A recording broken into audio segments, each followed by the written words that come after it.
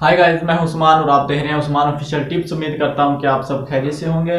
जैसे कि नाज़रीन, पूरी दुनिया में एक किस्म की हवा चली हुई है या एक किस्म की पूरी दुनिया में जो हलचल मची हुई है कोरोना वायरस की वजह से, जो चाइना के शहर वुहान से फैला है कोरोना वायरस, जिसकी वजह से पूरी दुनिया में ये खतरा लायक हो गया कि ये आलमी वबा न बन जाए। और इसकी वजह से कई ममालिक पे भी अमवात हो चुकी हैं, जिनमें से ईरान, सिंगापुर, अमेरिका, कनाडा शामिल है। तो नाज़रीन, इसका ख़तरा पाकिस्तान में भी है, लेकिन पाकिस्तान में इसका ख़तरा बहुत ज़्यादा कम है। और आज की और कल की इत्तला के मुताबिक ईरान में भी ये हमला हो चुका है, ये इसका कोरोना वायरस का, और जिससे भी कम से कम 4 से 5 अफराद की हलाकत वाक़या हो चुकी है।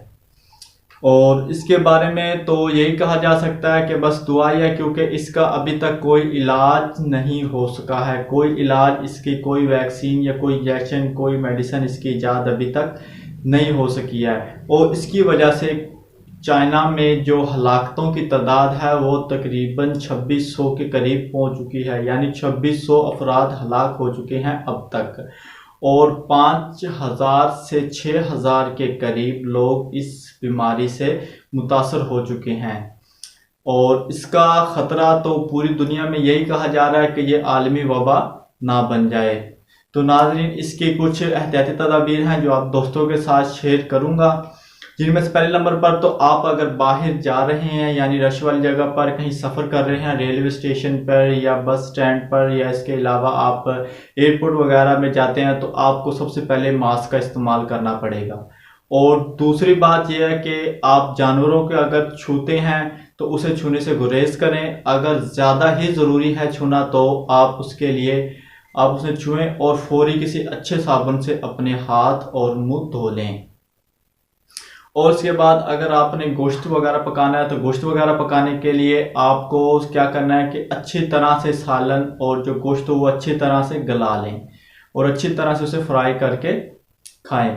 सब्जियां, फल और इस तरह की जो भी चीज़ आपने खानी है जो कच्ची खाने वाली है, तो उसको आप अच्छी तरह से धोकर इस्तेमाल करें।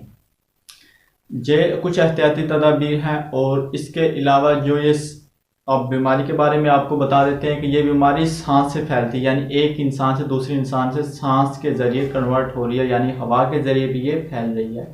तो कोशिश करें कि जो जिनको ये बीमारी हो चुकी है, जिनमें कुछ जरासीम या इसके इफ़ेक्ट पाए गए हैं, तो उनसे ज़रा सा बचकर रहें और उन्हें किसी अलहदा सेपरेट रूम में या सेपरेट जगह पर उन्हें रखें और ज़्यादा उनके साथ बोल चाल या उनसे ज़्यादातर ना मिलें, क्योंकि ये वबा इस तरह की है जो एक सांस यानी सांस के ज़रिए से एक इंसान से दूसरे इंसान में जा सकती है।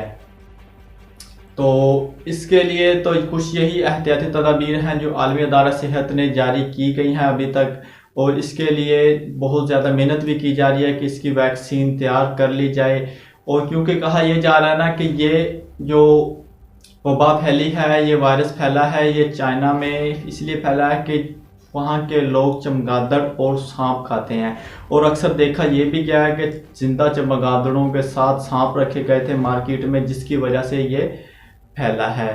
तो अब इसकी तहकीकात तो जारी हो रही हैं, देखते हैं कब तक ये इसकी बीमारी का इलाज, कब तक इसकी वैक्सीन बनती है। तो तब तक ये एहतियाती तदाबीर अपनानी होंगी, क्योंकि ये जितना ज़्यादा फैलेगा उतनी ज़्यादा इसकी अमवात सामने आएंगी, उतना ज़्यादा पूरी दुनिया को ख़तरा होगा। तो नाज़रीन, आज तक के लिए इतना ही। अगली वीडियो तक आपसे इजाज़त चाहता हूँ। अल्लाह हाफ़िज़।